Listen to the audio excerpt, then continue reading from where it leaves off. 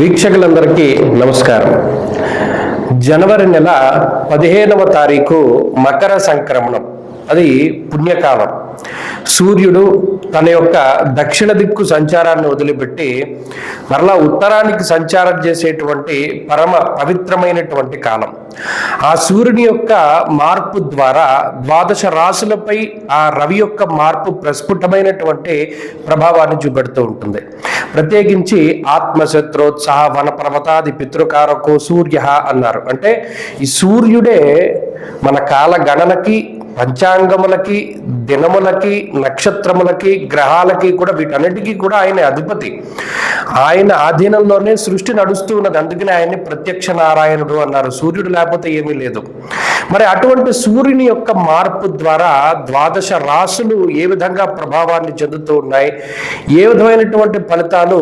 ఎందుకంటే సూర్యుని యొక్క మార్పు మాసం మాసార్ధత కుజ బుధ శుక్ర రవిర్మాసం అన్నది శాస్త్రం. అంటే ఒక నెల రోజుల పాటు రవి యొక్క ప్రభావం ఉంటుంది.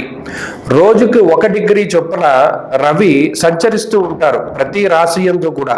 రాశికి 30 డిగ్రీలు ఉంటే రోజుకు 1 డిగ్రీ చొప్పున 30 రోజుల పాటు ఒక రాశిలో సంచారం చేస్తారు.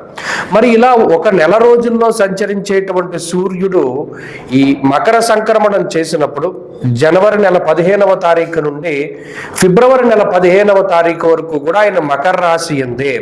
అంటే ఉత్తరాషాఢ నక్షత్రం 2, 3, 4 పాదాల్లోనూ, శ్రవణం 4 పాదాల్లోనూ, ధనిష్ట మొదటి 2 పాదాల్లోనూ ఆయన సంచారం సాగినంత వరకు కూడా ద్వాదశ రాశుల్లో ఏ రాశి వారికి శుభ ఫలితం ఉంటుంది, ఏ రాశి వారికి మిశ్రమ ఫలితం ఉంటుంది, ఏ రాశి వారికి చెడు ఫలితాలు వస్తాయి అనేటువంటిది తెలుసుకోవాలి. ఎందుకంటే మనకు ఉన్న పండగల్లో అన్ని కూడా పెద్ద పండగ ఇదే. మరి ఆ పండగ సమయంలో మరి మనకి ఏమి కలిసి వస్తుంది రవి యొక్క మార్పు ద్వారా అనేటువంటి విషయాల్ని ఈ కార్యక్రమం ద్వారా కూలంకషంగా తెలుసుకుందాం. ముఖ్యంగా ఇక వృశ్చిక రాశి వారికి రవి యొక్క బలాన్ని గనక చూసుకుంటే ఇప్పటి వరకు 2వ స్థానంలో ఉన్నారు. మణిర్ముక్త ఫలం స్వర్ణం రత్న ధాతు కదంబకం అన్నారు. 2వ స్థానం రవికి అంత యోగ్యమైన స్థానం కాదు. మరి తృతీయము అది ఉపచయ స్థానం. ఎప్పుడైతే ఉపచయ స్థానం అందు క్రూరో బలీచే ధృతే అన్నారు. అంటే లగ్నస్యోపచయే స్థితో గృహపతి క్రూరో బలీచేదృతే. ఉపచయ స్థానాల్లో పాపగ్రహాలు బలీయమైనటువంటి ఫలితాలను ఇస్తాయి. గోచారమందు శుభ ఫలితాలని కూడా ఇస్తాయి. అందువల్లనే రవి యొక్క మార్పు ఈ రాశి వారికి చాలా అనుకూలం. వృశ్చికానికి ఇది చాలా ముఖ్యం కూడా. ఎందుకంటే ఏ గ్రహము అనుకూలంగా లేదు. చాలా ఇబ్బందులు పడుతున్న తరుణంలో రవి యొక్క మార్పు జరగడం అనేటువంటిది ఈ రాశికి చాలా కలిసి వస్తుంది. అటు తృతీయంలో రవి ఉండడం వల్ల ఆరోగ్యం నిత్య సంతోష అన్నారు. అంటే ప్రతిరోజు సంతోషంగా ఉండడానికి, ఆరోగ్యంగా ఉండడానికి కూడా రవి కారణమవుతూ ఉంటారు. కాబట్టి ఈ విధంగా ఈ రాశి వారికి ఇది ఒక అదృష్టంగా చెప్పచ్చు. ఆరోగ్యం అభివృద్ధి చెందడానికి, ఐశ్వర్యం ఉండడానికి, కుటుంబ పరిస్థితులు బాగవడానికి అన్ని విధాలుగా కూడా ఈ రవి యొక్క స్థితిగతులన్నీ కూడా చాలా కలిసి వస్తాయి. కాబట్టి వృశ్చిక రాశికి ఇది ఒక గొప్ప శుభ పరిణామము. ఈ మకర సంక్రమణం తర్వాత ఉండేటువంటి ఒక నెల రోజులు కూడా చాలా అత్యద్భుతమైనటువంటి కాలము. వాహనాదుల యొక్క కొనుగోలు, అలాగే వ్యాపారం బాగుండడం, ఉద్యోగం బాగుండడం తదితర అంశాలన్నీ కూడా ఇందులో మనం చూడవచ్చును. ఇక ధనురాశి వారి యొక్క స్థితిగతుల్ని కనుక చూస్తే జన్మరవి యొక్క దోషం పోయింది. రవి తన యొక్క అంటే ఈ రాశిలో సంక్రమణం జరుగుతూ ఉన్నటువంటి స్థితిని వదిలిపెట్టి వెళతారు. ఇందాక మనం ఒక శ్లోకం చెప్పుకున్నాం. దేహార్తిచిత్త సంతాప కాల అతిక్రమ భోజనం. శరీరానికి సంబంధించినంత వరకు ఆయన ఆత్మకారకుడు, పితృకారకుడు. వన పర్వతాది పితృకారక సూర్య అన్నది శాస్త్రం. ఉత్సాహ భంగ కార్యాణి అన్నారు. అనగా రవి జన్మరాశి సంచారం చేసేటప్పుడు ధనురాశి వారికి ఉత్సాహం ఉండదు. ఏదో ఒక రకమైనటువంటి మానసిక సమస్యనో, ఏదో ఒక రకమైనటువంటి ఉత్సాహ భంగమో జరుగుతూ ఉంటుంది. మరి అటువంటి దాన్ని దాటి ఫలితాన్ని ఇవ్వడం ఒక మంచి పరిణామంగా చెప్పచ్చు.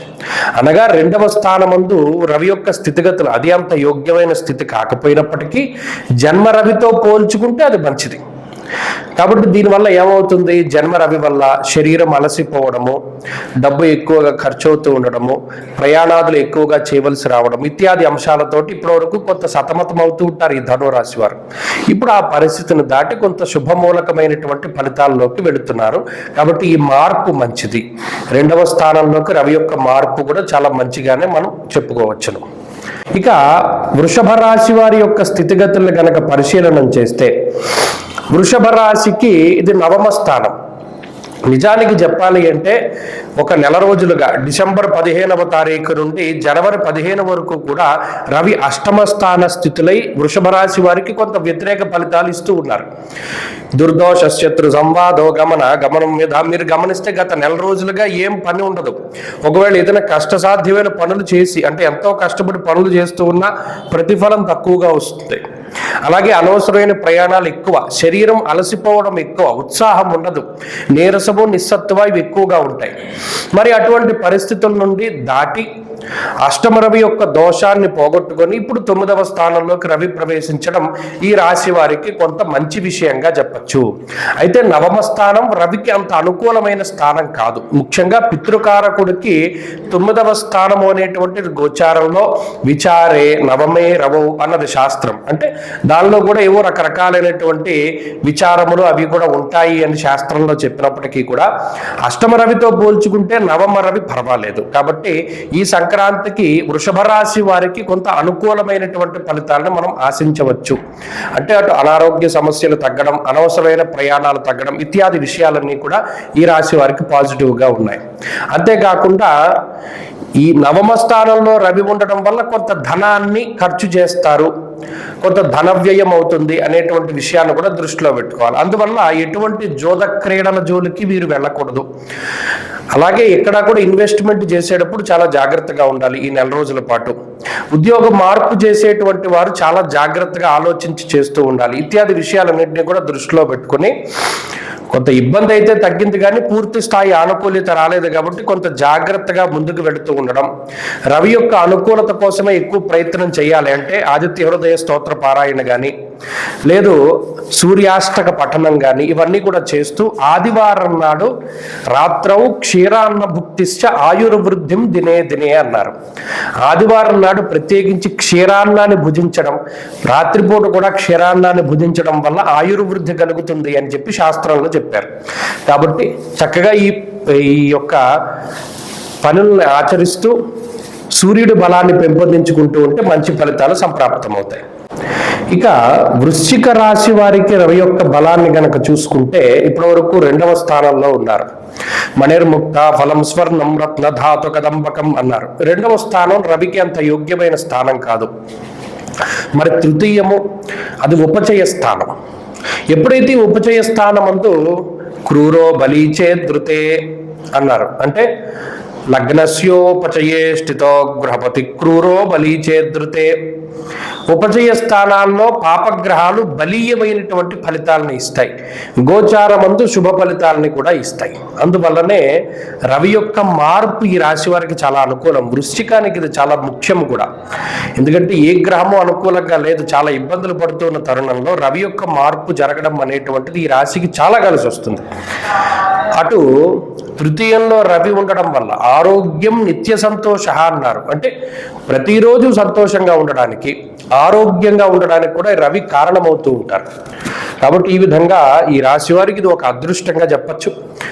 ఆరోగ్యం అభివృద్ధి చెందడానికి, ఐశ్వర్యం ఉండడానికి, కుటుంబ పరిస్థితులు బాగవడానికి అన్ని విధాలుగా కూడా ఈ రవి యొక్క స్థితిగతులన్నీ కూడా చాలా కలిసి వస్తాయి. కాబట్టి వృశ్చిక రాశికి ఇది ఒక గొప్ప శుభ పరిణామము. ఈ మకర సంక్రమణం తర్వాత ఉండేటువంటి ఒక నెల రోజులు కూడా చాలా అత్యద్భుతమైనటువంటి కాలము. వాహనాదుల యొక్క కొనుగోలు, అలాగే వ్యాపారం బాగుండడం, ఉద్యోగం బాగుండడం తదితర అంశాలన్నీ కూడా ఇందులో మనం చూడవచ్చును. ఇక ధనురాశి వారి యొక్క స్థితిగతులను కనుక చూస్తే జన్మరవి యొక్క దోషం పోయింది. రవి తన యొక్క అంటే ఈ రాశిలో సంక్రమణం జరుగుతూ ఉన్నటువంటి స్థితిని వదిలిపెట్టి వెళతారు. ఇందాక మనం ఒక శ్లోకం చెప్పుకున్నాం, దేహార్తిచిత్త సంతాప కాల అతిక్రమ భోజనం. శరీరానికి సంబంధించినంత వరకు ఆయన ఆత్మకారకుడు, పితృకారకుడు. వన పర్వతాది పితృకారక సూర్య అన్నది శాస్త్రం.